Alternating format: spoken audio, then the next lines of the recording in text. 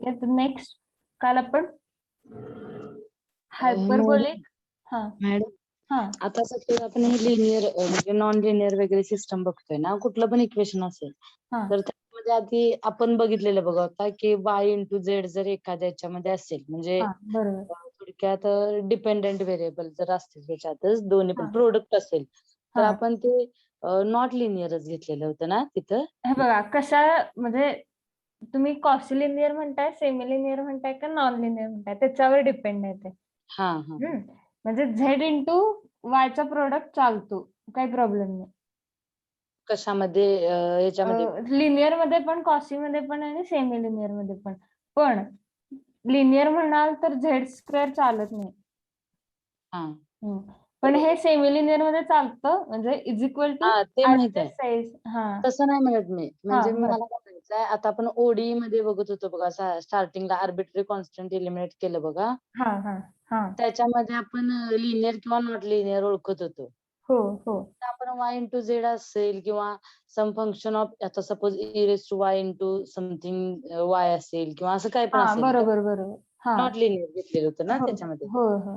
हे बघा म्हणजे तुमचं म्हणणं बरोबर आहे, आलं की माझ्या लक्षात आलं. पण जर सेमच डेफिनेशन असती तर ती सगळ्यात पहिल्यांदा एकच डेफिनेशन केली असती.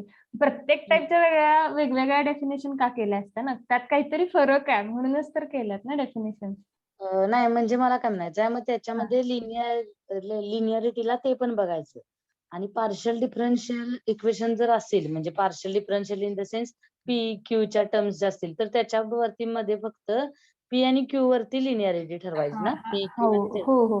आणि तुम्ही डिफरन्शियल इक्वेशन मध्ये परत एकदा बघा हा, काय लिनियर आहे आणि काय लिनियर नाही. तुम्ही आता काय म्हटलं मला लक्षात नाही, पण लिनियर काय पाहिजे तर डेरिव्हेटिव्हच्या टर्म्स आणि डिपेंडेंट व्हेरिएबल. डिपेंडेंट व्हेरिएबल तेच की. हा म्हणजे मला काय म्हणजे काल काय कन्फ्युजन झालं माझं, मी तो y इंटू झेड वगैरे प्रोडक्ट आहे ना तो ते म्हणजे तुम्ही टेस्ट नाही का दिली त्याच्यामध्ये, त्याच्यामुळे दोन क्वेश्चन हे झाले माझे.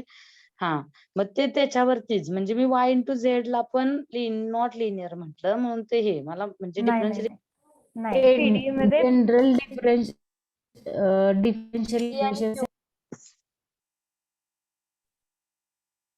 ठीक आहे. तर लास्ट लेक्चरला आपण हायपरबोलिकचा कॅनॉनिकल फॉर्म बघितला आणि पॅराबोलिकचा कॅनॉनिकल फॉर्म बघितला. हायपरबोलिकच्या केसमध्ये दोन डिस्टिंक्ट कॅरेक्टरिस्टिक रूट्स आले आणि पॅराबोलिकच्या रिपीटेड रूट्स आलेले आहेत. मग ते काय कॅनॉनिकल फॉर्म येतील हे बघितले. आता राहिलेली केस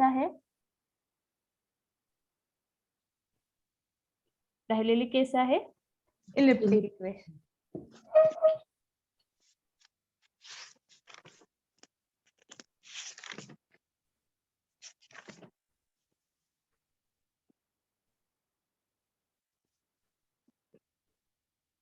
Method to reduce elliptical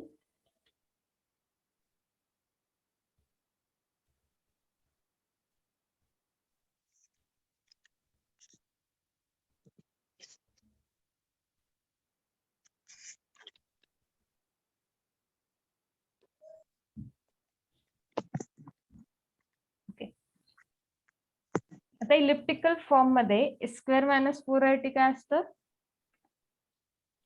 लिहा पहिला फॉर्म. Let r r plus s s plus t t plus function of x y z x y z pq is equal to g. Then be elliptical form.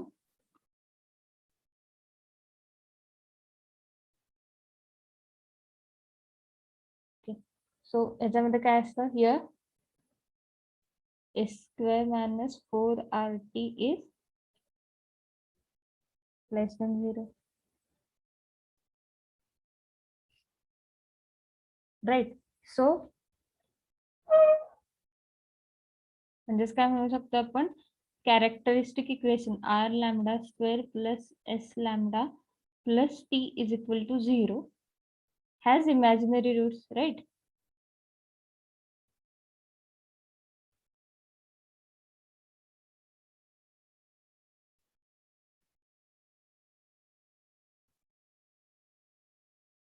say lambda is equal to lambda 1, lambda 2.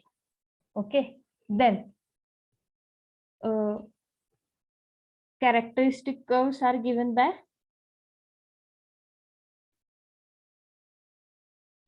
characteristic curves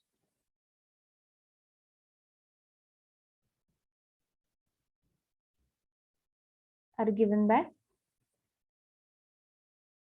dy by dx plus lambda 1 is equal to 0, dy by dx plus lambda 2 is equal to 0. Okay, याच्यावरच काय मिळेल, function of xy is equal to c1 and another is function of xy is equal to c2.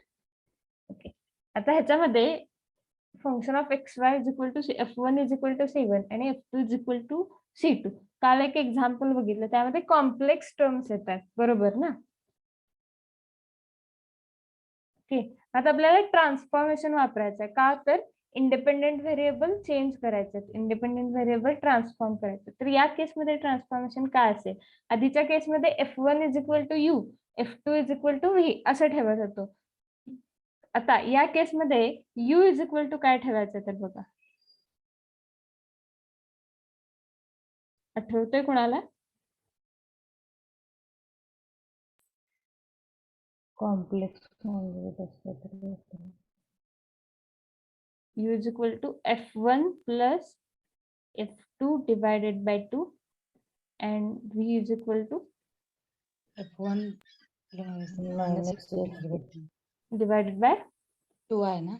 yes, divided by 2. The ह्याच्यावरनं आपण same we find p q r s t in the forms of u and v, right?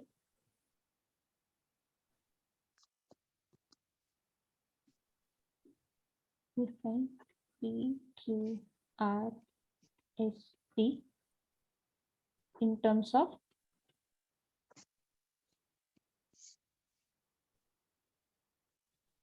u and v and then put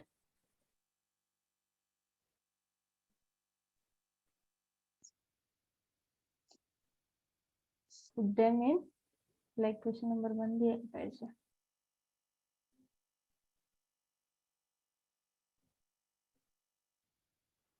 And put them in equation 1.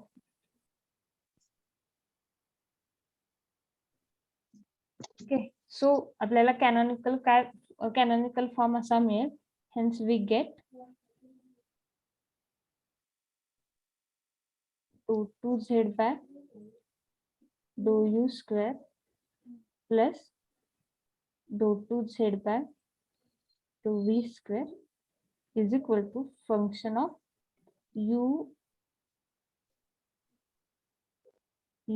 v z dou z by dou u dou z by dou, right, which is canonical.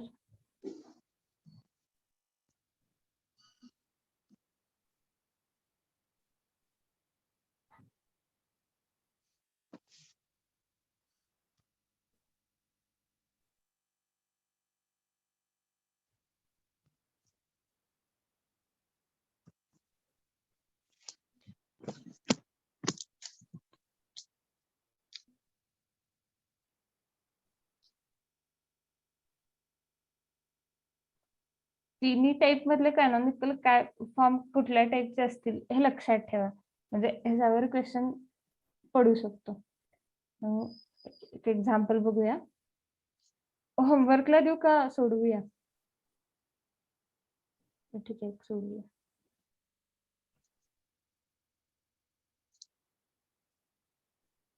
Find the canonical form of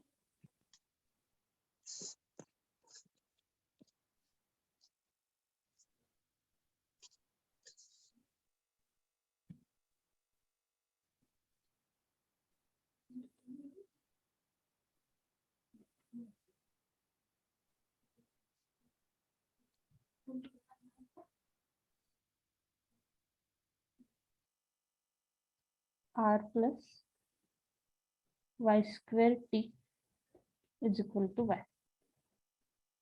या केसमध्ये r आहे 1, s आहे 0, t आहे y square.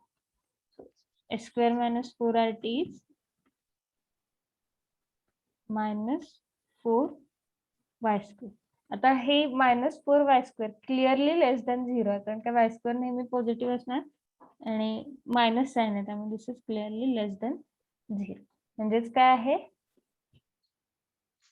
Elliptic, right. Okay, तर characteristic roots काय आहेत ते सांगा.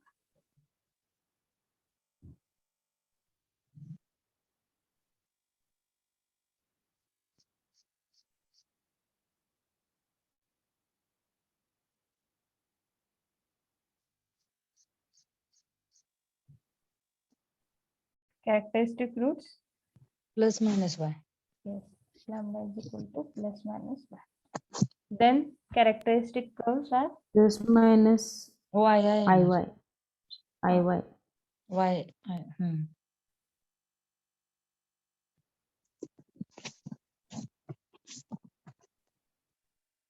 characteristic curves are given by dy by dx plus y plus आहे yi is equal to 0 and dy by dx minus yi is equal to 0.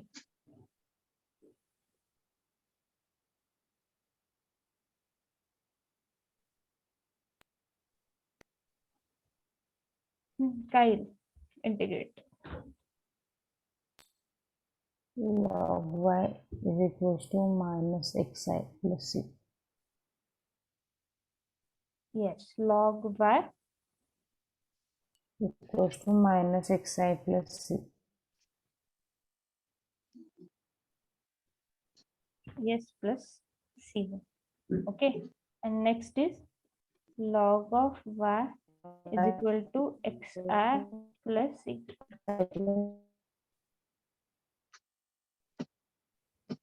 Okay, आता u कशाला हा c1 is equal to c2 is equal to लिहायला पाहिजे. तर log y plus xi is equal to c1 log y minus xi is equal to c. Okay, ठीक आहे.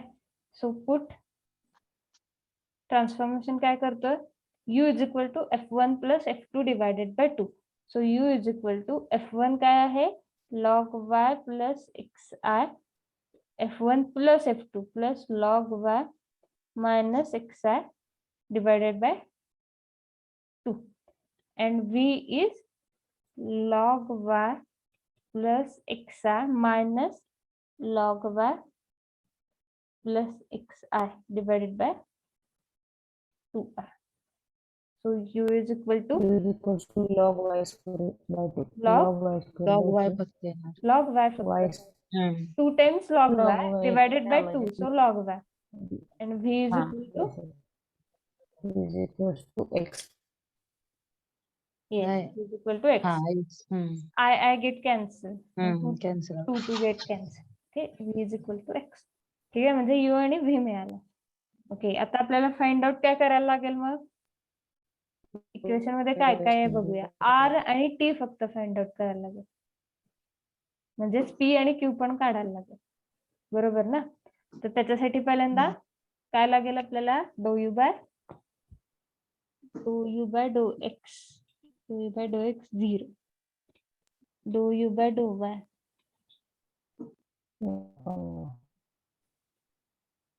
डो v bye डो x One. is equal to 0. Now p is equal to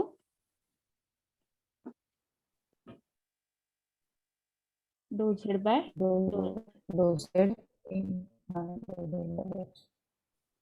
म्हणजेच dou z by dou u Dou z dou u into dou u by dou x. plus dou z by dou v 0. into dou v by dou x, Dou u by dou x. which is equal to Dou u by dou x is 0. dou z by dou Dou v v. by dou x is Dou z 1. by dou So v राहील. this is equal to dou z by dou v. z by dou v. Now r is equal to हम्म. dou 2z by dou x square, which is equal to dou by dou x of dou z by dou z by dou which is equal to. v. कसं करणार?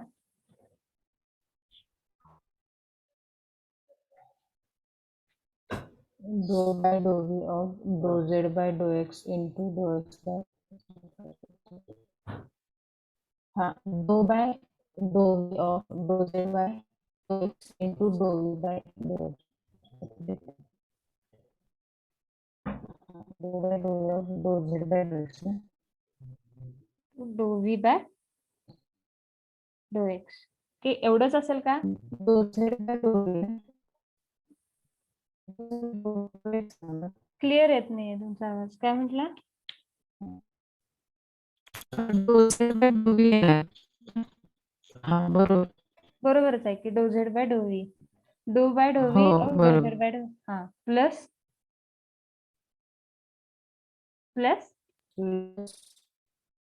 dou by dou dou by dou u into dou by z by dou v into dou u by dou x. Yes एवढंच येईल. एकच term आहे त्यामध्ये. ठीक आहे. काय येईल मग हे?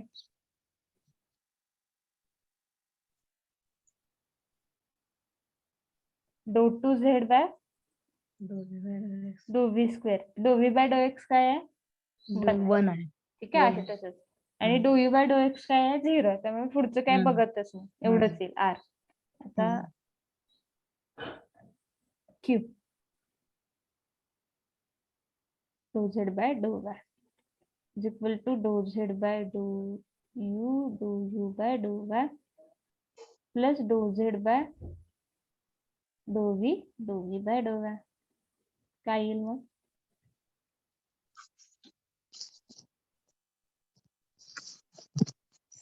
dou v by dou y 0 आहे and dou u by dou y 1 upon y. So this is 1 upon y dou z by dou v. Okay. आता t काय येईल? Small t. dou 2z by dou y square is equal to dou by dou y of 1 upon y dou z by dou y square into dou 2z by dou v square. yes. काय येईल मग? minus 1 upon y square dou 2z by ऐकू dou v clear square. आवाज येत नाही तुमचा.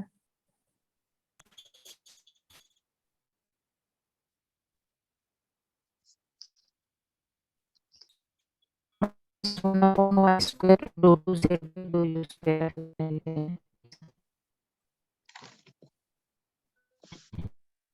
dou by dou u into आता इथे प्रोडक्ट रूल सारखंच यूज करूया. आता या केसमध्ये काही प्रॉब्लेम येत नाही, पण या केसमध्ये आधीच्या सारखं वापरायला पाहिजे. लिहिते मी पहिला dou by dou y of 1 upon y into dou z by dou u आहे तसंच. ठीक आहे.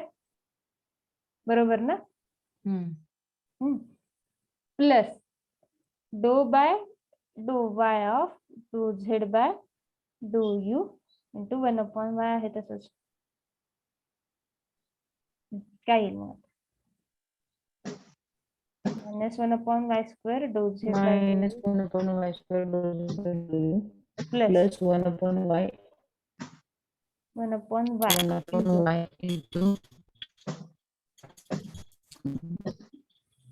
dou by dou u dou dou z by dou u of dou dou u by dou y plus dou by dou v dou z by dou dou u u into dou v by dou dou y. काय येते?